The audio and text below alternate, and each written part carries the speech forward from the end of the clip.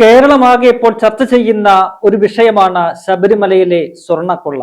കേരളം ഞെട്ടിത്തെറിച്ചാണ് ശബരിമലയിലെ സ്വർണ്ണക്കൊള്ളയുമായി ബന്ധപ്പെട്ട ഓരോ വാർത്തകളും കഴിഞ്ഞ 2 മാസമായിട്ട് കേൾക്കുന്നത്. ഇതിപ്പോൾ ഈ കേരളത്തിന് മുന്നിലെത്താനുണ്ടായ ഒരു നിർണായക സംഭവം എന്ന് പറയുന്നത് ഇക്കഴിഞ്ഞ സെപ്റ്റംബർ മാസത്തിലും ശബരിമലയിലെ ദ്വാരപാലക ശില്പങ്ങളും പീഠവും ഒക്കെ തന്നെ സ്വർണം പൂശാനായി ഉണ്ണികൃഷ്ണൻ പോറ്റി വഴി ചെന്നൈയിലേക്ക് കൊടുത്തയച്ചു.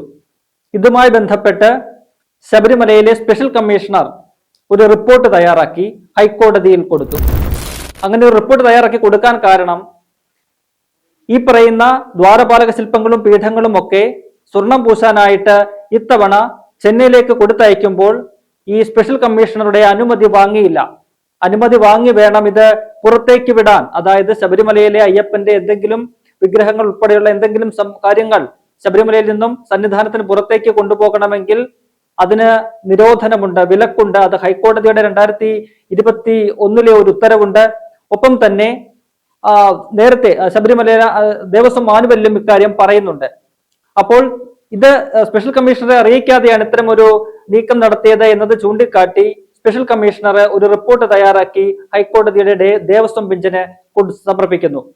ആ റിപ്പോർട്ടാണ് ശബരിമലയിൽ നടന്ന വലിയ ഒരു വിഗ്രഹ കൊള്ളയുടെ കല്ലുകൾ വെളിച്ചത്താകുന്നതിലേക്ക് വെളിച്ചം വീശുന്ന തരത്തിലേക്കുള്ള അന്വേഷണത്തിലേക്കുമൊക്കെ കാര്യങ്ങൾ കൊണ്ടുചെന്ന് എത്തിച്ചത്. ഈ വർഷം സെപ്റ്റംബർ 12-ാം തീയതിയാണ് ഹൈക്കോടതി ഈ സ്പെഷ്യൽ കമ്മീഷന്റെ റിപ്പോർട്ട് പരിഗണിക്കുന്നത്. തുടർന്ന് ചില ബന്ധപ്പെട്ട രേഖകൾ പരിശോധിച്ചതിൽ നിന്നും കോടതിക്ക് വ്യക്തമായ കാര്യം, സെപ്റ്റംബർ മാസം 8-ാം തീയതി ഈ പറയുന്ന ദ്വാരപാലക ശില്പങ്ങൾ ഉൾപ്പെടെയുള്ളവ ഉണ്ണികൃഷ്ണൻ പോറ്റിയുടെ കൈവശം ചെന്നൈയിലേക്ക് കൊടുത്തയച്ചിരിക്കുന്നു, സ്വർണം പൂശാനായിട്ട് കൊടുത്തയച്ചിട്ടുണ്ട്. അതുമായി ബന്ധപ്പെട്ട് ജൂലൈ 30-ന് തിരുവാഭരണ കമ്മീഷണർ ഒരു റിപ്പോർട്ട് തയ്യാറാക്കി. ആ റിപ്പോർട്ടിൽ പറയുന്നത് സ്വർണം പൂശാനുള്ള വൈദഗ്ധ്യം ചെന്നൈയിലെ സ്മാർട്ട് ക്രിയേഷൻസിന് ഇല്ല എന്നാണ്. എന്നാൽ ഏതാണ്ട് 8 ദിവസം കഴിഞ്ഞ് ഓഗസ്റ്റ് 8-ന് തയ്യാറാക്കിയ മറ്റൊരു റിപ്പോർട്ടിൽ അദ്ദേഹം തന്റെ ആ പഴയ നിലപാട് തിരുത്തിക്കൊണ്ട് ഇത് സ്മാർട്ട് ക്രിയേഷൻസിലേക്ക് അയക്കാം എന്ന് വ്യക്തമാക്കുന്നു. അങ്ങനെ സെപ്റ്റംബർ 3-ാം തീയതി ദേവസ്വം ബോർഡ് അത് കൊടുത്തയക്കാനുള്ള അനുമതി നൽകിക്കൊണ്ടുള്ള ഉത്തരവും ഇറക്കുന്നു. അങ്ങനെയാണ് ഇത്തവണ ഈ ദ്വാരപാലക ശില്പങ്ങളും പീഠങ്ങളും ഒക്കെ തന്നെ ചെന്നൈയിലേക്ക് സ്വർണം പൂശാനായിട്ട് കൊടുത്തയച്ചത്. അതിനുശേഷം പിന്നീട് 15-ാം തീയതി അന്ന് തന്നെ കോടതി ഇതുമായി ബന്ധപ്പെട്ട് ദേവസ്വം വിജിലൻസിന് കർശന നിർദ്ദേശം നൽകുന്നു. അതായത് 99-ൽ സ്വർണം പൊതിഞ്ഞ അതുമുതലുള്ള വിവരങ്ങളെല്ലാം തന്നെ, രേഖകളും റെക്കോർഡുകളും മഹസറുകളും എല്ലാം തന്നെ പിടിച്ചെടുത്തുകൊണ്ട് കോടതിയിൽ ഹാജരാക്കാൻ അന്ന് തന്നെ കോടതി ഒരു ഉത്തരവിടുന്നു, ദേവസ്വം വിജിലൻസിന് നിർദ്ദേശം നൽകുന്നു. പിന്നീട് 12-ാം തീയതിയും 15-ാം തീയതിയും കോടതി വിഷയങ്ങൾ പരിഗണിക്കുന്നു. അപ്പോഴൊക്കെ വലിയ തരത്തിലുള്ള ഒരു അട്ടിമറി അവിടെ നടന്നു എന്ന് കോടതിക്ക് ബോധ്യമാകുന്നു. അങ്ങനെയാണ് കോടതി ഒരു പ്രത്യേക അന്വേഷണ സംഘത്തെ നിയോഗിച്ചുകൊണ്ട് ഇതിൽ വിശാലമായ ഒരു അന്വേഷണത്തിലേക്ക് കടക്കുന്നത്. അപ്പോൾ അതിന് പിന്നാലെയാണ് ഇതുമായി ബന്ധപ്പെട്ടുള്ള ഓരോ വിവരങ്ങളും പുറത്തു വരുന്നത്. ആ വിവരങ്ങളെല്ലാം കേട്ട് കേരള സമൂഹം ഞെട്ടിത്തരിച്ചിരിക്കുന്ന കാഴ്ചയാണ് നമുക്ക് കാണാൻ കഴിഞ്ഞത്. പ്രത്യേക അന്വേഷണ സംഘത്തിന്റെ തുടക്കത്തിലെ അന്വേഷണത്തിലൊക്കെ തന്നെ പല പ്രതിബന്ധങ്ങളും അവർക്ക് നേരിടേണ്ടി വന്നു. പല രേഖകളും അവർക്ക് കിട്ടാത്ത ഒരു സാഹചര്യമൊക്കെ തന്നെ ഉണ്ടായി. എന്നാൽ ഹൈക്കോടതിയുടെ മേൽനോട്ടം ഉള്ളത് കൊണ്ട് തന്നെ അതൊക്കെ ദേവസ്വം ബോർഡിന് കൈമാറേണ്ട സാഹചര്യം വന്നു. അന്വേഷണം മുന്നോട്ട് പോകുന്നതിനിടയ്ക്കാണ് ഓരോ അറസ്റ്റുകൾ ഇതുമായി ബന്ധപ്പെട്ട് ഉണ്ടായത്.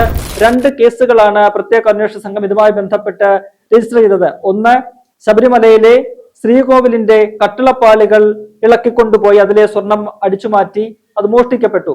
ഒപ്പം തന്നെ ദ്വാരപാലക ശില്പങ്ങളിലെ സ്വർണവും ഇതേപോലെ സമാനമായ രീതിയിൽ മോഷ്ടിക്കപ്പെട്ടു.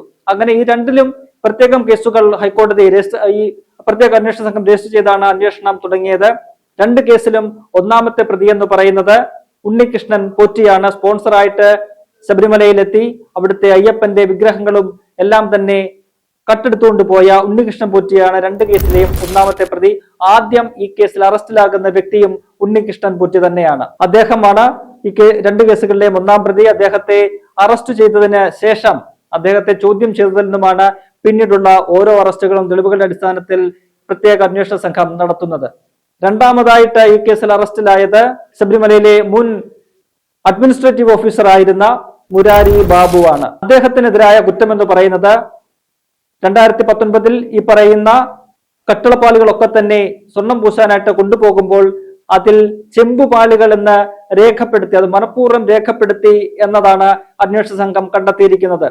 അങ്ങനെ ഒരു ഉദ്യോഗസ്ഥൻ ആദ്യമായിട്ട് ഈ കേസിൽ അറസ്റ്റിലാകുന്നു. തൊട്ടു പിന്നാലെ തന്നെ മുൻ എക്സിക്യൂട്ടീവ് ഓഫീസറായിരുന്ന ഡി സുധീഷ് കുമാറും അറസ്റ്റിലാകുന്നു. അദ്ദേഹത്തിന്റെ പേരിലും സമാനമായ കുറ്റകൃത്യമാണുള്ളത്. ഈ ഉദ്യോഗസ്ഥ തലത്തിൽ അദ്ദേഹവും ഗൂഢാലോചനയ്ക്ക് പങ്കുചേർന്നു എന്നുള്ള ഒരു കുറ്റമാണ് അദ്ദേഹത്തിന്റെ പേരിൽ ഉള്ളത്. അദ്ദേഹം ഈ എക്സിക്യൂട്ടീവ് ഓഫീസർ പദവി വഹിച്ചതിന് ശേഷം പിന്നീട് N Vasu Devaswom board president ആയപ്പോൾ അദ്ദേഹത്തിന്റെ പ്രൈവറ്റ് സെക്രട്ടറി ആയിട്ടും അവിടെ പ്രവർത്തിച്ചിട്ടുണ്ട്. അപ്പോൾ വലിയ രീതിയിലുള്ള ഒരു പങ്ക് ഡി സുധീഷ് കുമാറിനുണ്ട് എന്ന് അന്വേഷണ സംഘം കണ്ടെത്തുന്നു. പിന്നീട് നാലാമതായിട്ട് അറസ്റ്റിലാകുന്നത് തിരുവാഭരണം കമ്മീഷണറായിരുന്ന KS ബൈജു ആണ്. അദ്ദേഹം ഇത്തരത്തിൽ അറസ്റ്റിലാകാനുള്ള കാരണം, അദ്ദേഹത്തിലേക്ക് അന്വേഷണ സംഘം എത്താൻ തന്നെയുള്ള പ്രധാനപ്പെട്ട കാരണം അദ്ദേഹത്തിന്റെ അസാന്നിധ്യമായിരുന്നു. ഈ പറയുന്ന സുപ്രധാനമായിട്ടുള്ള ഇത്തരത്തിൽ അവിടെ ഗൂഢാലോചന നടക്കുന്ന, അല്ലെങ്കിൽ ഇത് സ്വർണം അടിച്ചു മാറ്റാനുള്ള തീരുമാനങ്ങൾ എടുക്കുന്ന സമയത്തൊക്കെ തന്നെ ഇദ്ദേഹത്തിന്റെ അസാന്നിധ്യം അവിടെ ശ്രദ്ധേയമായിരുന്നു. ഈ ശബരിമലയിലെ കട്ടിളപ്പാളികളും ദ്വാരപാലക ശില്പങ്ങളിലെ പാളികളും ഒക്കെ തന്നെ പുറത്തേക്ക് കൊടുത്തുവിടുമ്പോൾ ഈ തിരുവാഭരണ കമ്മീഷണർ അവിടെ ഉണ്ടാകേണ്ടതാണ്. അദ്ദേഹത്തിന്റെ സാന്നിധ്യത്തിൽ വേണം അതൊക്കെ കൈമാറേണ്ടത്. പക്ഷേ അദ്ദേഹം അവിടെ ഉണ്ടായിരുന്നില്ല. അങ്ങനെ അദ്ദേഹം അസാന്നിധ്യം കൊണ്ട് ശ്രദ്ധേയമായ ഒരു പ്രതിയാണ് KS ബൈജു. നാലാമതായിട്ട് KS ബൈജുവിനെയാണ് അന്വേഷണ സംഘം അറസ്റ്റ് ചെയ്യുന്നത്. പിന്നീടാണ് അതിനിർണായകമായ ഒരു അറസ്റ്റ് ഈ കേസിൽ നടക്കുന്നത്. അത് മുൻ ദേവസ്വം കമ്മീഷണറും ദേവസ്വം ബോർഡ് പ്രസിഡന്റുമായിരുന്ന N വാസുവിൻ്റെതാണ്. അത് ആ ഒരു അറസ്റ്റ് CPM കേന്ദ്രങ്ങളെ പോലും ഞെട്ടിച്ചു. കാരണം അദ്ദേഹം CPM-ഉമായിട്ട് വളരെ അടുപ്പമുള്ള ഒരു വ്യക്തിയാണ്, CPM സഹയാത്രികനാണ്. അദ്ദേഹത്തിന് എല്ലാ പദവികളും നൽകിയത് പാർട്ടിയാണ്. അത് പാർട്ടിയോടുള്ള അദ്ദേഹത്തിന്റെ കൂറും പ്രതിബദ്ധതയും ഒക്കെ തന്നെ നിലനിർത്തിക്കൊണ്ടാണ് N വാസുവിനെ ഓരോ പദവികളും ലഭിച്ചത്. 2 തവണ അദ്ദേഹം ദേവസ്വം കമ്മീഷണറായിരുന്നു. പിന്നീട് 2019 മുതൽ 2021 വരെ ശബരിമലയിലെ ദേവസ്വം ബോർഡിന്റെ അധ്യക്ഷനെന്നുള്ള നിലയിലും പ്രവർത്തിച്ചു. അദ്ദേഹം ദേവസ്വം കമ്മീഷണറായിരിക്കെയാണ് ഈ കട്ടിളപ്പാളികളൊക്കെ തന്നെ പുറത്തേക്ക് കൊടുത്തുവിടുമ്പോൾ അതിനുള്ള അനുമതി കൊടുക്കുന്ന രേഖയിൽ അത് ചെമ്പുപാളികളാണ് എന്ന് രേഖപ്പെടുത്തിയത് കമ്മീഷണറായിരുന്ന N വാസുവാണ് എന്നാണ് അന്വേഷണ സംഘത്തിന്റെ കണ്ടെത്തൽ. തന്റെ മുന്നിലേക്ക് വന്ന എക്സിക്യൂട്ടീവ് ഓഫീസറുടെ ശുപാർശയിൽ ഉണ്ടായിരുന്നത് ഇത് മുൻപ് സ്വർണം പൊതിഞ്ഞത് എന്നാണ് രേഖപ്പെടുത്തിയിരുന്നത്. എന്നാൽ അത് വെട്ടിമാറ്റി അത് ചെമ്പുപാളികൾ എന്ന് മാത്രമാക്കി രേഖപ്പെടുത്തിക്കൊണ്ടാണ് ഈ ദേവസ്വം കമ്മീഷണർ ദേവസ്വം ബോർഡിന് മുന്നിലേക്ക് ശുപാർശ വെക്കുന്നത്. പിന്നീടാണ് അതിനിർണായകമായ, അല്ലെങ്കിൽ ഏറ്റവും പ്രധാനപ്പെട്ട ഒരു അറസ്റ്റ്, രാഷ്ട്രീയമായിട്ടുള്ള അറസ്റ്റ് എന്ന് തന്നെ പറയാവുന്ന A പത്മകുമാറിന്റെ അറസ്റ്റ് നടക്കുന്നത്. ഈ കഴിഞ്ഞ 20-ാം തീയതിയാണ് പത്മകുമാറിന്റെ അറസ്റ്റ് നടന്നത്. അദ്ദേഹത്തിനെതിരായ കുറ്റങ്ങൾ അതീവ ഗൗരവമാണ്. അതായത് പ്രത്യേക അന്വേഷണ സംഘം പറയുന്നത് ഈ സ്വർണ്ണക്കൊള്ളയുടെ കിങ് പിൻ സൂത്രധാരൻ എന്ന് പറയുന്നത് A പത്മകുമാറാണ് എന്നാണ്. അതായത് ഇതിന്റെ ഗൂഢാലോചന മുതൽ, ഇതിന്റെ തുടക്കം മുതൽ ഒടുക്കം വരെ എല്ലാത്തിനും ഒത്താശ ചെയ്തത് ഈ പത്മകുമാറാണ്. അദ്ദേഹത്തിന് 1-ാം പ്രതി ഉണ്ണികൃഷ്ണൻ പോറ്റിയുമായിട്ട് വലിയ അടുത്ത ബന്ധമുണ്ട്. അദ്ദേഹവുമായിട്ട് സാമ്പത്തിക ഭൂമി ഇടപാടുകളുണ്ട്.